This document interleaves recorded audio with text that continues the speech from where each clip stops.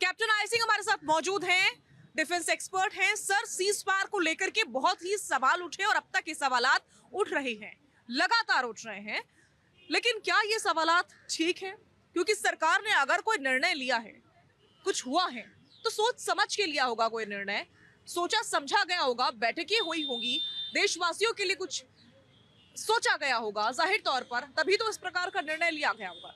आपका क्या नजरिया है?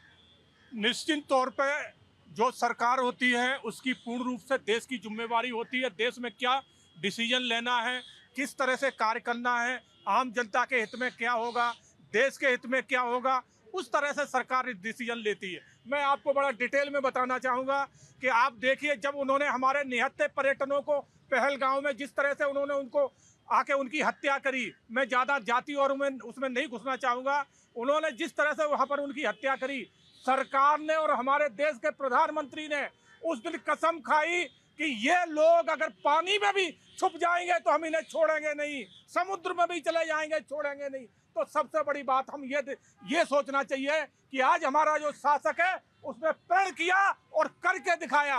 और सबसे बड़ी बात देखिए कि आज हमारी सेनाओं को इतना सशक्त बना दिया इस सरकार ने 14 साल के अंतराल में कि हम उनका बॉर्डर क्रॉस करके नहीं गए हैं, और हमने यहीं से बैठ के उनके 11 आतंकी जो अड्डे थे, उनके हेडक्वार्टर थे, जहां वो उनकी ट्रेनिंग होती थी, चाहे वो भावलपुर हो चाहे अन्य हो, जहां इनके हेडक्वार्टर और जहां ट्रेनिंग होती थी, हमने यहाँ से बैठ के और अपनी मिसाइलों के माध्यम उनको नेस्त नाबूद कर दिया।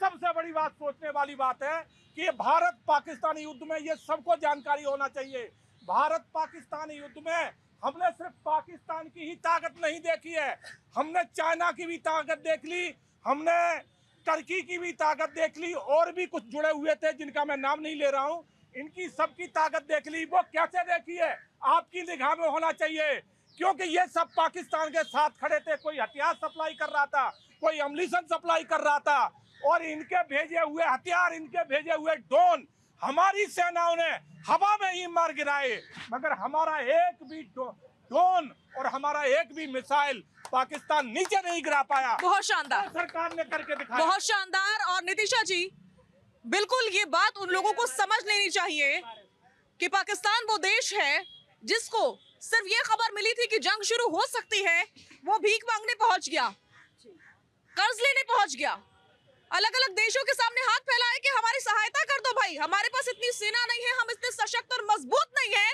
लेकिन हमारी सेना, हमें किसी की जरूरत ही नहीं पड़ी, यहां तक कि हमने अपनी पूरी सेना का इस्तेमाल ही नहीं किया। हम वो देश है। जी, सभी को राधे राधे। ये बात बिल्कुल सही कही आपने कि ये 14 साल में बीजेपी ने जो अपने डिफेंस को, जो अपनी आर्मी को मजबूत किया है, वो बहुत अनोखी बात है। और ये भी बात बिल्कुल सही है कि एक भी ड्रोन, एक भी ऐसा कुछ क्षति हमारी सेना को नहीं पहुंची है। और मैं आपसे एक बात और कहना चाहूंगी कि जैसे लोग कह रहे हैं ये युद्ध विराम क्यों लगाया गया, युद्ध रोका क्यों गया, तो देश का जो राजा होता है ना, वो सिर्फ ये नहीं जानता कि उसको शत्रु को खत्म करना है, उसको ये भी पता है कि अपने राज्य को कैसे बचाना है, अपनी जनता को कैसे बचाना है। इसलिए मैं मोदी जी के साथ हूँ, इस सरकार के साथ हूँ। वो जो भी कर रहे हैं, जैसे उन्होंने अभी अल्प विराम लिया हुआ है, लेकिन मुझे पता है कि पाकिस्तान अभी हरकतें करेगा और ये युद्ध अभी दोबारा होगा, और अभी हमारी सेना और खुल के सामने आएगी। अभी तो सेना ने एक डेमो दिखाया है जिससे पाकिस्तान डर के बैठ गया और देश भी डर के बैठ गए। टर्की ने तो अपनी मिसाइल्स भरा हुआ एक वो भी यहाँ पे भेज दिया। तो अभी तो ये डेमो था, अभी हमारी सेना वो कर सकती है जो पाकिस्तान सोच भी नहीं सकता। बिल्कुल, जाहिर तौर पर बिल्कुल सही आपने कहा। और रीना जी, इस बात को समझने की जरूरत है, जब सिर्फ ऐलान हुआ था कि हाँ भाई ऐसा कुछ हो सकता है कि भारत पाकिस्तान के बीच जंग की शुरुआत हो जाए, तो पाकिस्तान ने परमाणु की धमकी दे दी थी, जबकि परमाणु सबसे आखिर का हथियार होता है। ये बताता है कि आपके पास कोई युद्ध के हथियार ही नहीं है। वो जगह जगह भीख मांगने पहुंच गया, उसने लोगों से, दूसरे देशों से सहायता मांग ली, और हमने ऐसा कुछ नहीं किया। ना हमने कहीं जाके पैसे मांगे, ना कोई उधार मांगा, ना किसी की सेना मांगी, ना ही किसी का सपोर्ट मांगा। ये साफ हो जाना चाहिए उन लोगों को जो बार बार सवाल उठा रहे हैं अपनी सरकार पर, अपनी सेना पर कि हमने क्या किया, सीज फायर क्यों कर दिया। अरे भाई, हमें तो किसी की सपोर्ट की अब तक जरूरत ही नहीं पड़ी, ये क्यों नहीं समझते ये लोग? सबसे पहले तो साजिया, मैं अपनी तीनों आर्मियों को और भारत सरकार को सैल्यूट करना चाहती हूँ कि जिनके इस दमखम से आज हम सुरक्षित हैं और जो नीति भारत सरकार की है उसने हमें जो सेव करा और जो हमारी जितनी भी तीनों सेनाएं हैं उन्हें जितना इन्होंने पावरफुल करा वो आज तक किसी भी गवर्नमेंट ने नहीं करा। सबसे पहले तो मैं आपको ये बताना चाहूँगी जो भी हमारे यहाँ 22 तारीख को जो भी हादसा हुआ जिसमें 26 लोगों की जान गई, उसके बाद जो हमारी सरकार की रणनीति थी जिसमें विपक्ष ने कहा हमसे डिस्कस नहीं हुआ। अगर विपक्ष से डिस्कस होता तो जो जयचंदों की वजह से जो 26 जाने गई तो और भी उससे हमें नुकसान होता। जिसके बाद जो लोगों ने बोलना शुरू करा कि इसने हमने नहीं कर रहा, ये नहीं कर रहे, जो हमारी सेना ने सारे ड्रोन्स गिराए, उनके जितने भी प्लेन्स थे, जितने फाइटर प्लेन्स थे, उनको उन्हीं की सीमा में ख़त्म कर दिया। ये एक हमारी सशक्त होने की ताकत को एक जरा सा ट्रेलर है जो दिखाता है। और हमारी सेना ने चाहे अरब सागर से हो, चाहे हवा से हो, चाहे जमीन पे हो, तीनों से उनको ये दिखा दिया कि आज भारत अपना आप में जितना सशक्त है। दिल्ली पर अटैक था, सिरसा में ही मार गया गिराया। जबकि उस दिन अनाउंस हुआ कि पूरा इंडिया गेट खाली करा लिया गया, लेकिन उनके जितने भी ड्रोन थे सीमा से पहले ही नष्ट नाबूद कर दिए गए। और हमारे ड्रोन जैसे चीन है, चीन को भी पता चला, तुर्की जो खड़ा हुआ आके उसको भी पता चला, अजरबैजान आगे खड़ा हुआ उसको पता चला, अमेरिका जो अपनी डबल नीति से चल रहा है उसको भी आज के समय में ट्रंप को भी पता चल गया होगा कि जो हमारी भारत सरकार है उसकी क्या नीति है। और जितनी हमारी अभी सेना सशक्त हुई है, जो 14 साल में शबनम मैडम ने भी बोला, मैं उसको अभी भी अप्रिशिएट करती हूँ कि जितने हमारे पास अभी हथियार हैं। ये तो हमारा एक ट्रेलर था, फिल्म तो अभी बाकी है। ये जैसे कहते हैं ये एक फिल्म का डायलॉग है, लेकिन ये वाकई में ही अभी इसका एक ये ट्रेलर ही था जो कि अभी देखने को मिला। और ये जो सीज फायर की बार बार विपक्ष कह रहा है, विपक्ष होता कौन है? विपक्ष को स्ट्रॉन्ग बन के इस समय साथ में खड़ा होना चाहिए।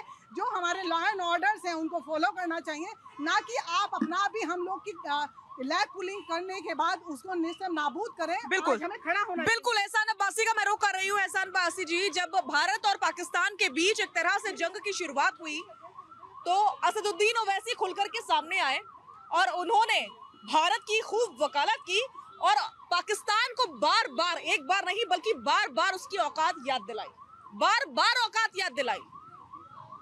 क्या अभी एक बार फिर से जरूरत है तुर्की के खिलाफ भी इसी प्रकार की आवाज चारों तरफ से बुलंद होने की? बिल्कुल ठीक कहा आपने। मैं तो कहता हूँ देश के मुसलमानों को अब आगे आना चाहिए।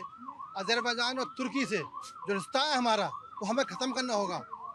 सबसे पहले मैं अपनी सेना का और मोदी जी का मैं सलाम करना चाहता हूँ कि हमारी सेना का स्वर आज दुनिया ने देखा है। दो बेटियाँ हमारी हैं, आज उन बेटियों ने वो करके दिखाया है कि दुनिया भी देख गई कि हिंदुस्तान की बेटियाँ भी ऐसी है कि वो अगर चाह ले तो दुश्मन को नष्ट नाबूद कर सकती है। सिंदूर तो अभी झांकी है, हल्दी और मेहंदी बाकी है।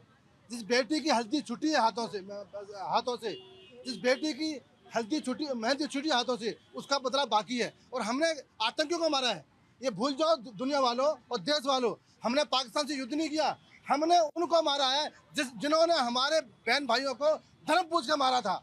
हमने उनको मारा है, उनके आकाओं को मारा है जिन्होंने हिंदुस्तान को भाईचारे को। बिल्कुल, अभी तो हमने सिर्फ सबक सिखाया है, तब ये हाल है इनका। अगर हम जंग पर आ जाते, युद्ध पर आ जाते और सोच लेते कि हमें इनको खत्म करना है, तब न जाने क्या होता। रवि अरोड़ा जी, सहमत है आप इस बात से? शाजिया जी, आपको बताऊं, इस ऑपरेशन सिंदूर के बाद यह साबित हो गया कि हिंदुस्तान के साथ कौन कौन खड़ा है। हिंदुस्तान का मुसलमान जो अब तक सरकार पर ध्रुवीकरण की राजनीति का आरोप लगाता था, वो पूरा सरकार के साथ खड़ा नजर आया। कश्मीरी अवाम पूरी तरह से सरकार के साथ नजर आई। यहाँ तक कि तालिबान के विदेश मंत्री हमारे विदेश मंत्री से बात कर रहे हैं और भारत का समर्थन कर रहे हैं। तुर्की वो सपोला है। पाकिस्तान के लोगों के हमने वीडियोस देखे जिन्होंने कहा कि हम भारत के साथ खड़े, पाकिस्तान के साथ नहीं है। बिल्कुल, मैं आपको बता दूं कि तालिबान ने स्पष्ट तौर पे कहा है कि भारत का यह निर्णय बहुत बढ़िया था, जरूरी था। मतलब जिस तालिबान से दुनिया नफरत करती थी, आज भारत उसका कदरदान हो गया। खुद असदुद्दीन ओवैसी हमारे देश के बड़े नेता हैं जो मुस्लिम नेता कहलाते हैं, उन्होंने भी पूरी तरह से भारत सरकार के साथ खड़े नजर आए। मतलब साफ है कि पूरा हिंदुस्तान एक है।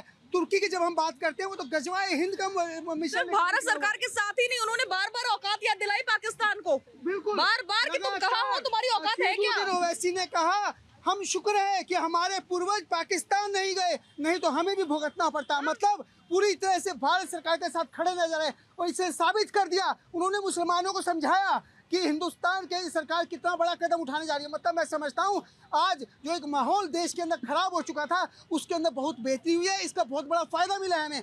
और खासकर हमारे ब्रह्मोस ने जिस प्रकार से पड़ोसी मुल्क की हालत खराब कर दिया, आज दुनिया भर से ऑर्डर मिल रहे हैं। मतलब आज अमेरिका को डर क्यों लग रहा है? अमेरिका डर रहा है कि अगर ये हथियार इनके बिकने लगे तो हम कहाँ जाएंगे। शायद यही कारण है कि वो अपने पैर पसार रहा है। और सबसे बड़ी बात, तुर्की उसका बाइकआउट जिस प्रकार से हो रहा है, आप मानोगे 1200 करोड़ का उद्योग सिर्फ पुणे से सेब का होता है, 5000 करोड़ का कारपेट उद्योग यहाँ मार्बल उद्योग होता है उदयपुर से।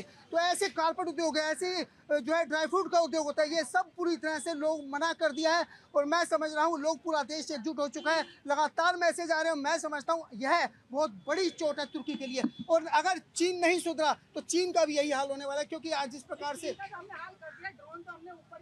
ठीक है, ठीक है। और आइए अब सीधा रुख कर लेते हैं देश की जनता का कि आखिर इस मुद्दे को लेकर के देश की जनता क्या सोच रही है और क्या कहना चाहती है। आप क्या कहना चाह रहे हैं?